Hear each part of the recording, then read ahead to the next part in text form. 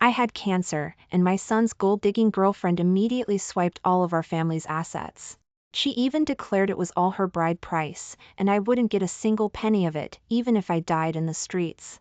This ultimately made me miss the best window for treatment, and my condition deteriorated rapidly. In a fit of rage and despair, I dragged her off a building, and we both died. Then, I woke up to find myself back when I first met that materialistic girlfriend. And I could even hear her thoughts. Turns out, she wasn't the greedy one at all. John said Aunt wouldn't be caught dead wearing a bracelet worth less than $50,000, but the one I got was only $8,000, and that's after saving every penny from my part-time job for a whole semester. I already gave it to her a few days ago.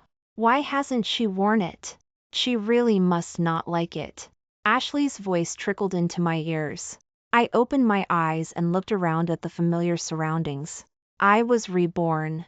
I was back when my son, John, brought his girlfriend, Ashley, to meet me for the first time. In my past life, this materialistic diva hadn't even married John yet, but she had a tight grip on his salary. She insisted that it was a tradition in her hometown to receive a $2 million bride price, forcing our family to scrape together every last penny. So, when I was diagnosed with cancer, there was no money left for treatment. I tried to reason with her, asking her to return a portion of the bride price so I could get medical treatment, promising to make it up to her later. But she flatly refused and told John, "All the money in your family is my bride price. Your mom's old life isn't worth saving. She can die in the streets before I spend a single penny on her." Because she refused to pay, I missed the critical treatment window, and my early-stage cancer turned into late-stage cancer. Seeing that I didn't have much time left, I was filled with grief and anger. When she came to visit me, I dragged her off a buoy. Ding! But I never expected to be reborn. In a daze, I heard her talking about a gold bracelet. What did that mean? I looked up at Ashley, who seemed a little uneasy, and that voice sounded again, "Is Aunt looking at me like that because she's not happy with me?" I shouldn't have listened to John, saying it would be awkward to give Aunt the gift in person, and insisted I give it to him in advance. I should have asked my parents for some money and gotten a bigger one. Aunt probably thinks I don't value her. Ashley didn't open her mouth, but that voice kept coming. Was it her thoughts? But when did she ever give me a gold bracelet? In my past life, she started giving me a hard time from a month before the meeting. She said she wouldn't eat fruit that cost less than $5 a pound, meals that cost less than those from a five-star hotel, and even the slippers she wore inside had to be limited editions endorsed by celebrities. When she left, she had to get a big red envelope. But she didn't spend a single penny from beginning to end. Even the gifts she gave me were freebies from the supermarket. Just as I was wondering, Ashley glanced at John and suddenly stood up to go to the bathroom. As soon as she went into the bathroom, John anxiously grabbed my arm. "Mom, why are you just sitting there without saying anything? Aren't you going to give her a red envelope as a greeting gift?" Ashley's not happy. And this fruit, and this food, aren't what Ashley asked for either. Aren't you trying to give her a hard time? I was stunned. John said these exact words to me in my past life. At the time, I thought Ashley was too materialistic and not a good girl, which led to a lot of prejudice against her later on. But according to Ashley's thoughts, she didn't seem to mean that at all. I looked at John suspiciously and began to doubt him as well. In my past life, this kid was too weak and only cared about his girlfriend. When I couldn't get the money and wanted to sue, he repeatedly stopped me, saying not to make things too difficult because they still had to live together in the future, and he could handle it. But I waited in the hospital bed until my condition worsened, and I never saw his solution. In this life, I can't completely trust this ungrateful son. My face darkened, and I said in a bad mood, "What do you mean I'm giving her a hard time? Is it giving her a hard time just because I'm not treating her like a princess?" I prepared a gift in a red envelope, but she gave me a toothbrush from the supermarket. It seems like she doesn't think much of our family either. I'm telling you right now, even if you marry her, I won't accept it. John didn't expect me to get angry suddenly and was startled. He quickly pulled me aside and told me to keep my voice down.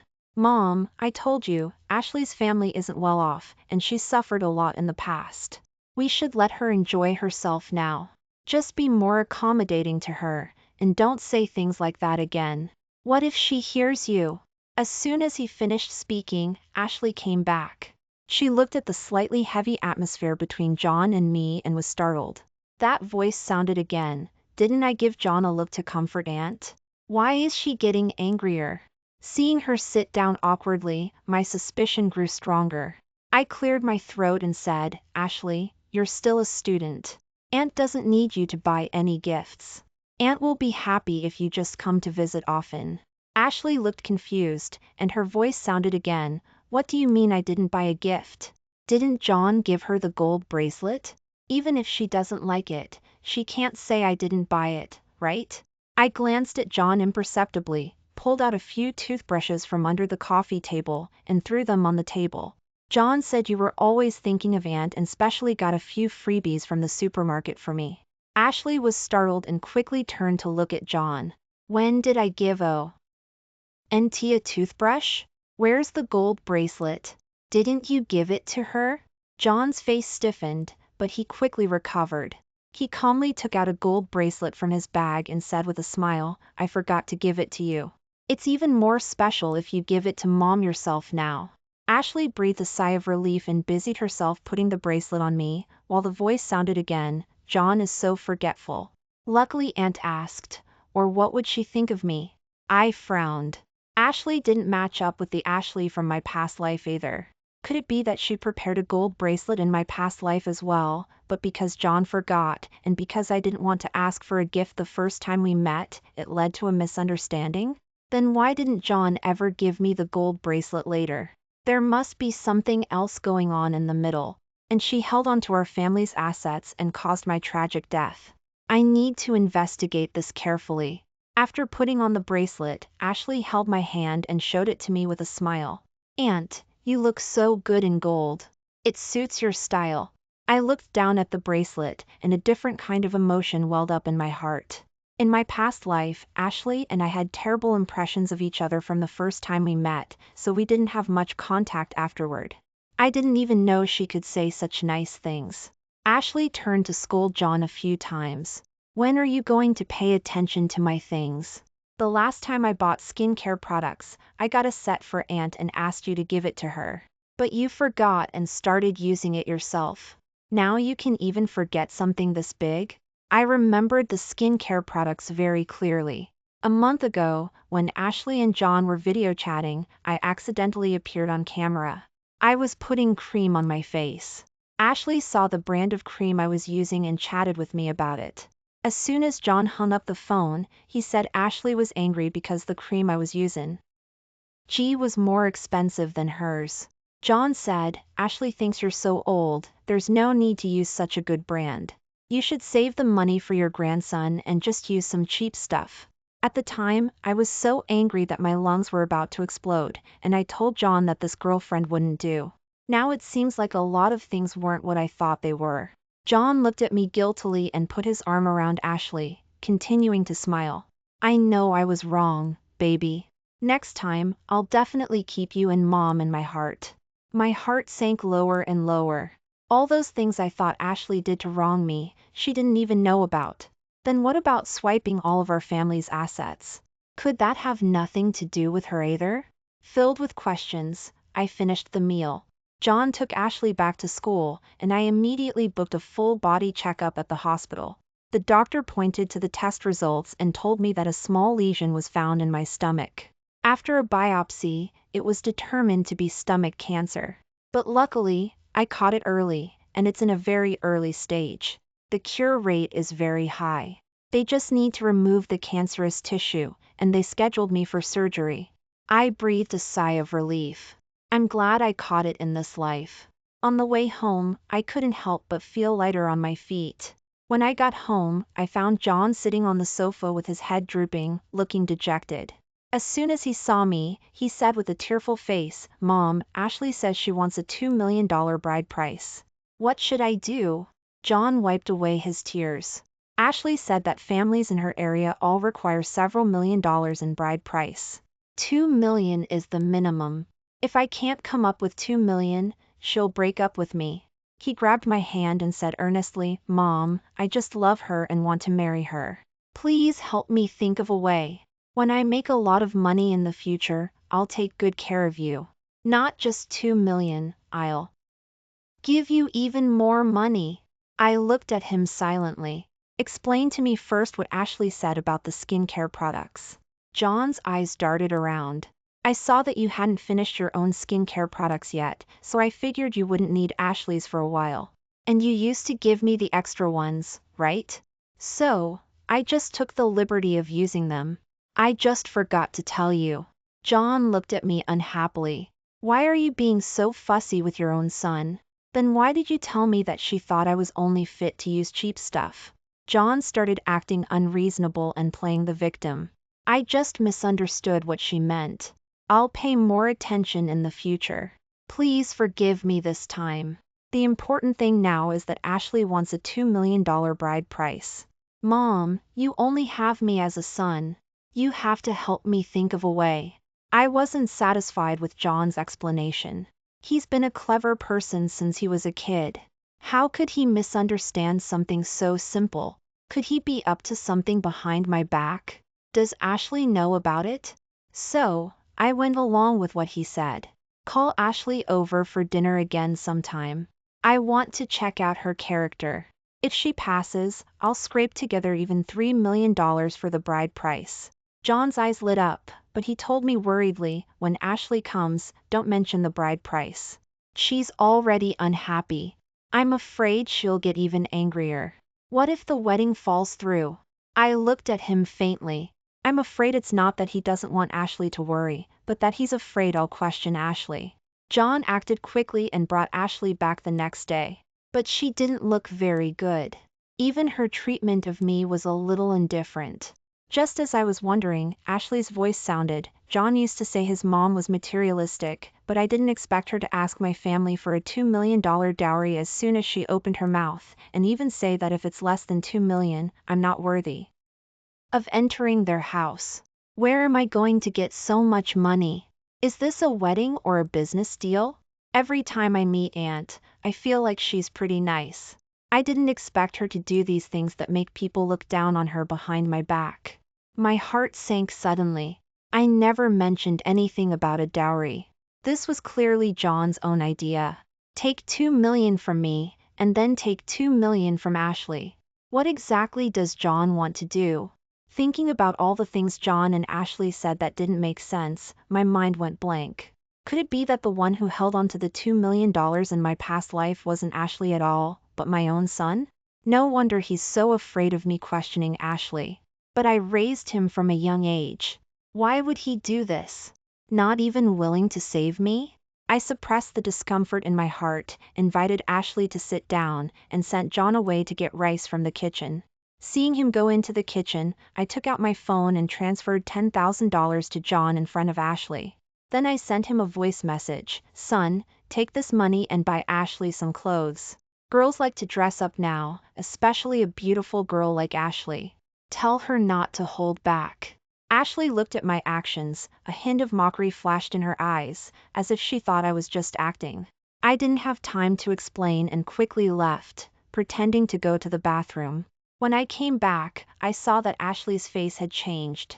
She stared at John, and that voice sounded again. "Why did John say Aunt thought my clothes were shabby and told me to change my clothes next time we meet? Aunt clearly didn't mean that just now. And Aunt gave him $10,000. Why didn't he mention it at all? What does he mean?" I interrupted her thoughts. "Ashley, the reason I invited you here today is to talk about the dowry." Ashley seemed to finally realize that something was wrong and suddenly looked up to meet my eyes. I saw shock, suspicion, and disbelief in Ashley's eyes. She must have suspected John. But a 2-year relationship made her unsure if her judgment was correct. We looked at John at the same time. He immediately became nervous. He quickly came up to stop me. "Mom, this is only Ashley's second time here. It's not appropriate to say this now, right? Let's serve the food first. We can talk about everything after we eat." As he spoke, he pulled me towards the kitchen, whispering and questioning me through gritted teeth. "Mom, Didn't you promise me you wouldn't mention this? Why are you going back on your word? Ashley's already uncomfortable. What if you anger her and she leaves? I pretended to be confused. Son, Mom promised you not to mention the bride price, but I'm asking about the dowry, not the bride price. Her family is asking for $2 million. I want to know how much she's bringing as a dowry. John was so scared that his face turned purple and he desperately pushed me towards the kitchen. My God, just say a few words less. I talked about the bride price with Ashley first. We haven't gotten to the dowry yet. I have my own plans. Don't interfere. I sneered in my heart. Did he think he could just use any excuse to shut me up? I'm old, but my mouth isn't sewn shut. I broke free from John's hand and walked out of the kitchen, smiling at Ashley. Ashley, John said you haven't gotten to the point of talking about the dowry yet. But Aunt has a few words to say first. Aunt knows we're all from ordinary families, so your dowry can just follow your local customs. It doesn't matter how much or how little you give. Aunt doesn't care anyway. It'll all be for you to take to your own little family. Ashley frowned, and her strange eyes kept scanning between me and John, as if judging who was telling the truth. John's face was more bitter than if he had eaten dirt. He forced a smile. Yes, that's what I mean too. We're all family. Why be so picky? Don't just stand here talking. Let's eat. Ashley, come downstairs with me to buy a drink. Mom, you can set the table. Seeing that he couldn't shut me up, John wanted to take Ashley away. Ashley retreated with an icy expression, pushing John's hand away. Why not say it now?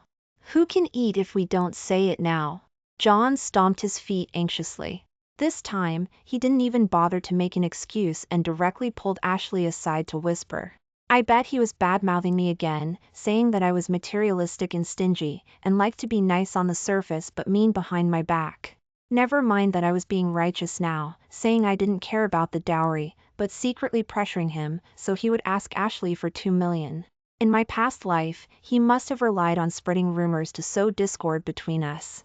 So, just now, I directly transferred money to John in front of Ashley to show her John's true colors. Sure enough, Ashley didn't fall for it. She didn't even have the patience to listen to John and loudly questioned him. Yesterday you said Aunt was determined to have me pay a $2 million dowry? And said that if it's less than $2 million, I'm not even worthy of entering your house? But now Aunt says she doesn't care how much my dowry is. What do you mean? Who's lying? I pretended to be confused and looked at John blankly. Son, when did Mom say she wanted a $2 million dowry? Our family never had that rule. If people knew that Mom was asking her daughter-in-law for $2 million, wouldn't I be drowned in spit when I went out? How would I have the face to live in this world? John's face was pale, and cold sweat was dripping. He kept stammering, right, you didn't say it. Suddenly, he seemed to think of something and slapped his forehead, looking like he had just realized something. Mom, didn't you watch a TV show before? The TV show was about how the daughter-in-law gave a small bride price, and then the mother-in-law was very unhappy, which led to family discord. I thought, why? Oh, you were hinting at me, John said with an innocent face. Wasn't that what you meant? I was laughed to anger. I also watched a TV show where the son spread rumors and caused the family to break apart and the wife to leave. Weren't you hinted at that? And you didn't discuss such a big thing with me and just followed the hint directly? John laughed awkwardly a few times. Mom, you're so funny. I guess I was just thinking too much. Sorry, Mom. I'll definitely never make that mistake again. After speaking, he went to pull Ashley. Sorry, Ashley. It's all my fault for causing such a big misunderstanding between you and Mom. Now that we've cleared it up, everything's fine. It's getting late. I'll take you home first. I spoke slowly. We can't go back yet.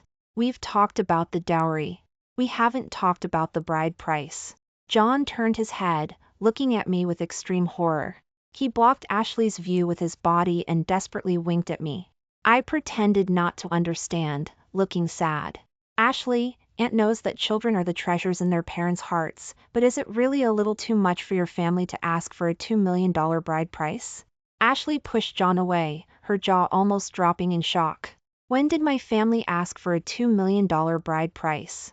In my area, a bride price of a few tens of thousands is normal. I've never heard of 2 million. We all looked at John. At this time, he was ashen-faced, sitting on the ground with vacant eyes, as if he had been drained of his energy and didn't even have the strength to continue making up lies. Seeing this, Ashley snorted coldly. I guess he must have unintentionally received my hints, that's why he did this. John, I've finally seen you for who you are. After speaking, Ashley dropped the word breakup and left angrily. John sat on the ground in a daze. It took him a while to recover. He looked at me with a gloomy face and was about to question me when I pulled out the cancer diagnosis from the drawer and started wiping away tears. Son, Mom is sick and I'm not in a good mood every day. I may have said something wrong unintentionally. Don't hold it against Mom. John quickly took the diagnosis and examined it carefully. I noticed keenly that in addition to shock, a hint of secret joy flashed in his eyes. He comforted me while looking at me with his small eyes. My heart trembled. I saw him like this in my past life as well. It was when he used the excuse of the bride price for Ashley to ask me to hand over all the family's assets to him. Sure enough, he quickly said, Mom, I want to discuss something with you. What is it? I want some money. Seeing me look confused, he quickly explained, I don't want the money for myself, but for you.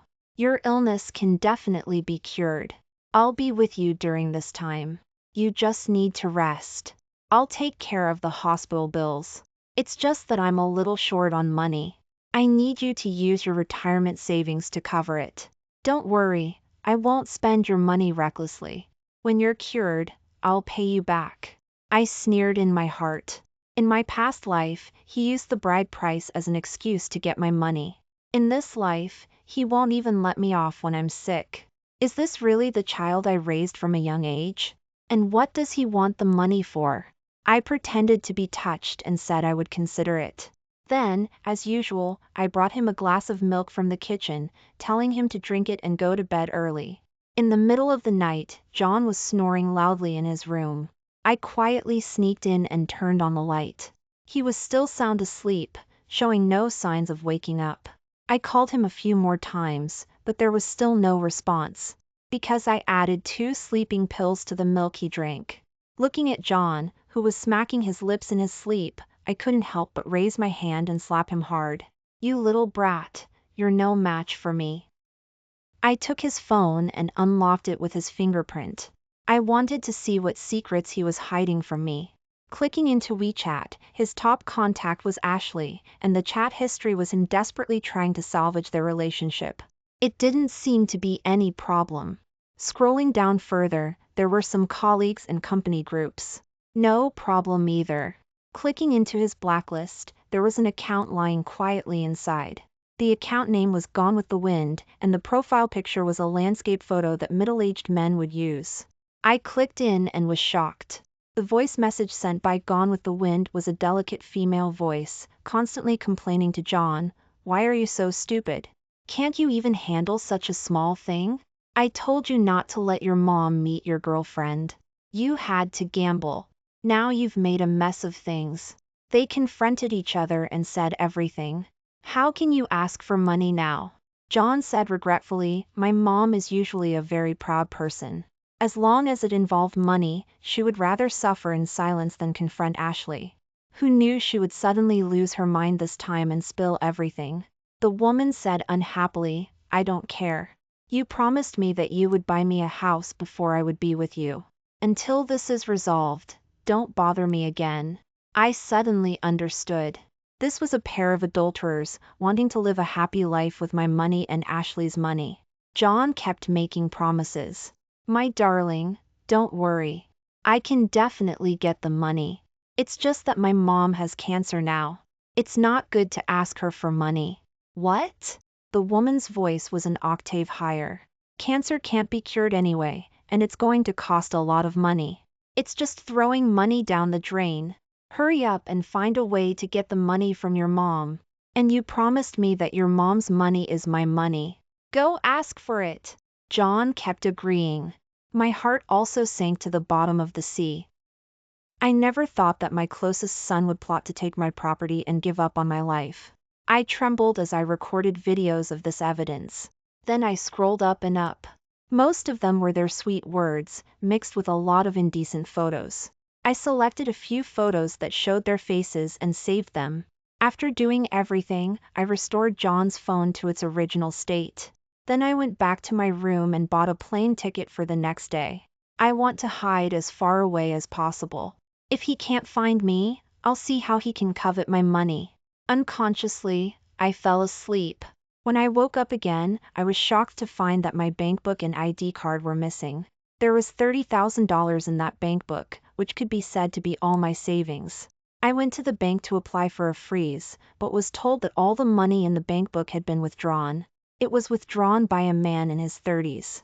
At this time, John's call came. "Mom, I'll keep your money safe for you first. After all, we're family. It's the same no matter who's holding the money. Tell me when you need to go to the hospital for a checkup or surgery. I'll pay the bill. You just need to focus on taking care of your illness." As if afraid I would say anything more, the phone hung up with a pop. Shock, anger, unwillingness, all kinds of emotions flooded my heart. The intense emotions tore at my brain. Suddenly, everything went dark, and I fainted. When I opened my eyes again, I was in the hospital. My sister was looking at me with tears in her eyes, and John was standing next to her with a guilty look on his face. Seeing me wake up, my sister excitedly helped me sit up. "Sis, you're really something. You didn't even tell me about something so big." Her eyes welled up as she spoke, and she suddenly choked out, "If John hadn't called me asking for money, I wouldn't have known you were in such dire straits." "Borrow money?" I looked at John, puzzled. He shifted his gaze, looking guilty, and stammered out an explanation. He thought my condition wasn't so urgent, so he planned to use my money for Ashley's bride price. But when he came home from work, he found me collapsed. The doctor said I needed surgery as soon as possible. But all his money was gone, given to Ashley, and she wouldn't return the bride price. So, in desperation, John had to ask my sister, Lily, for money. I woke up while they were discussing it. Seeing his earnest expression and the tears streaming down his face, I felt a wave of nausea. I grabbed his collar and started clawing at him, yelling, "You unfilial son! You dare take your mom's life-saving money! What kind of beast did I give birth to? Didn't you see my cancer diagnosis report? Didn't I tell you I needed surgery soon? Why are you playing dumb now? Go get that money back to me right now, or I'll sue not only Ashley, but you too. I'll let your friends and colleagues see what a monster you are." John howled as I beat him, his face covered in scratches. He promised he'd get the money back and fled. The knot in my chest seemed to loosen a little, but it wasn't enough. If, in this life, he still wouldn't let me go, then he couldn't blame his mom for being heartless. After John left, I briefly explained the situation to Lily, telling her not to lend John any money. Then, I arranged to meet Ashley. When Ashley heard that John had taken my money to use as her bride price, her eyes widened in horror. Her reaction was genuine. She really didn't know, she was just a pawn in John's game. Her face turned white, then red, then black with anger. She slammed her fist on the table, cursing John's ancestors. After her outburst, she seemed to feel sorry for herself, covering her face and sobbing. "You're angry now?" I pulled out a tissue and handed it to her. "What good does crying do? Do you think he'll be punished because you cry? It's because you're too soft that John dared to slander you so brazenly, understand?" She clenched her fist, then released it in frustration. "But what can I do? He can say whatever he wants. I can't watch him all day, can I? What can you do?" I slapped a stack of photos of John and that woman on the table. "Make him pay. Let him know you're not someone to be trifled with.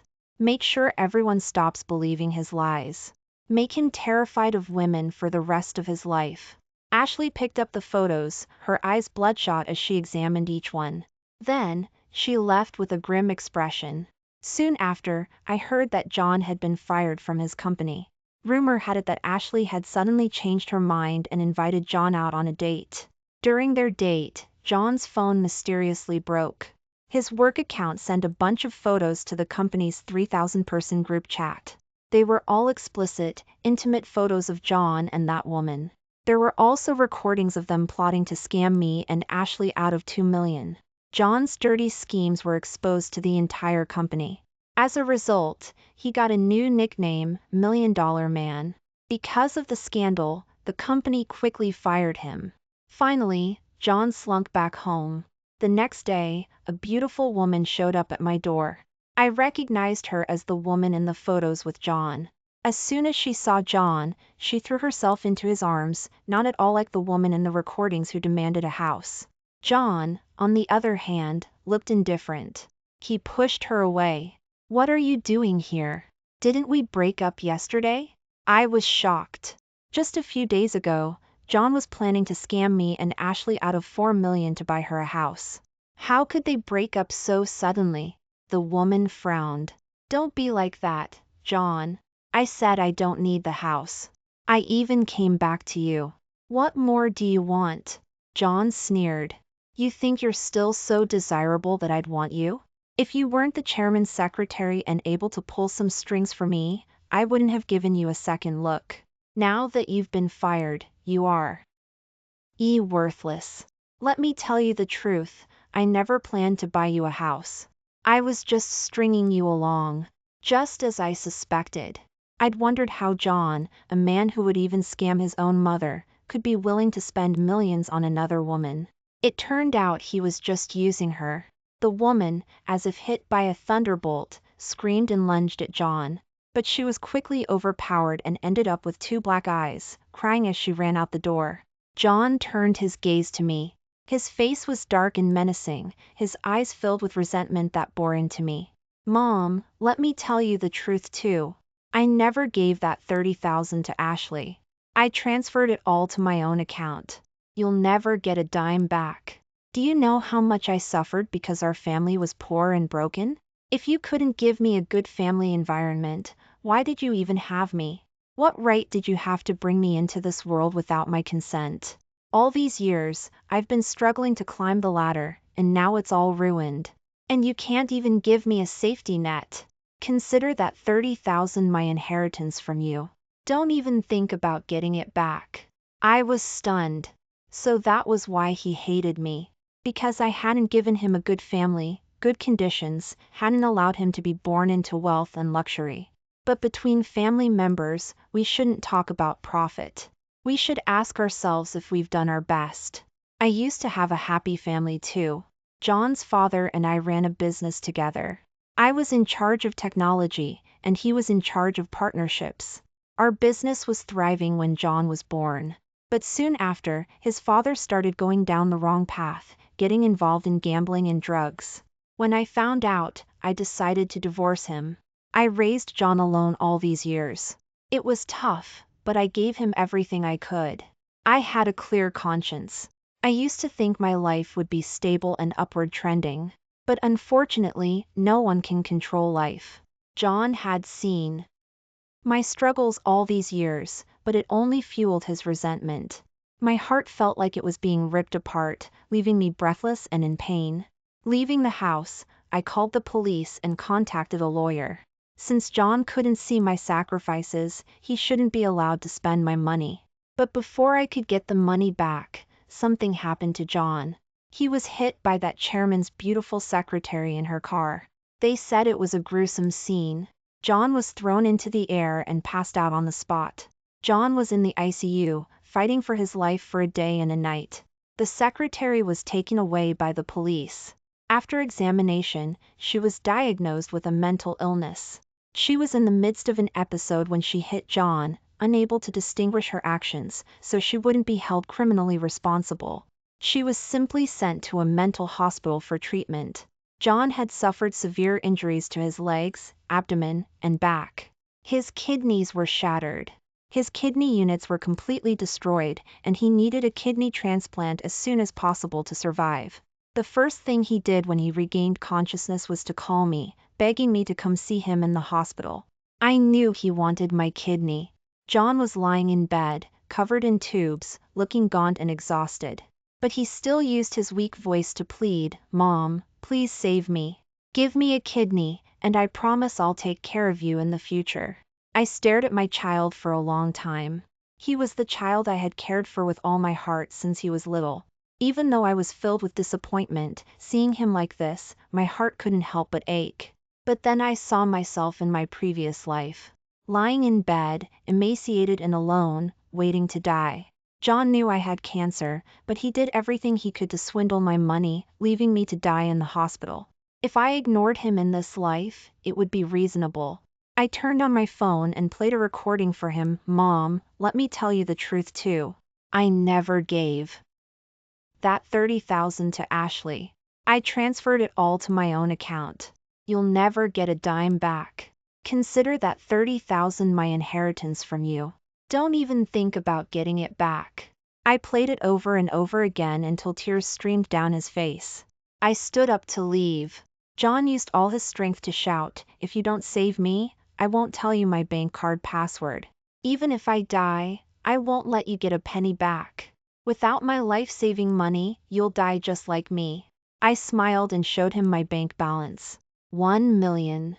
The day I gave him the sleeping pills and he fell asleep, I not only found the evidence of his collusion with that woman, but I also transferred all of his assets through mobile banking. Fortunately, John was paranoid and didn't put all his money in one bank. He divided it into a dozen bank accounts, which made it easier for me to transfer the money without triggering the maximum limit. And I wrote "voluntary gift" on every transaction. John's expression instantly turned ugly. He struggled to get up and kill me, but the nurse stopped him and pinned him to the bed. I walked away from his resentful gaze. I scheduled surgery in a neighboring city. The surgery went smoothly, and I recovered well. I heard news about John sporadically. His kidney function was completely lost, and his body couldn't eliminate metabolic waste. Many of his bodily functions quickly became chaotic. Within a few weeks, he developed severe edema, heart failure, hyperkalemia, and other complications. He even died just 1 month later. When I arrived at the hospital to take care of his funeral, I asked the doctor if he had left any words. The doctor said that when he was conscious, he kept calling out, "Mom, I was wrong. Mom, I'm sorry." Unknowingly, my face was already covered in tears. "You woke up too late. Mom can never forgive you, my child." The end.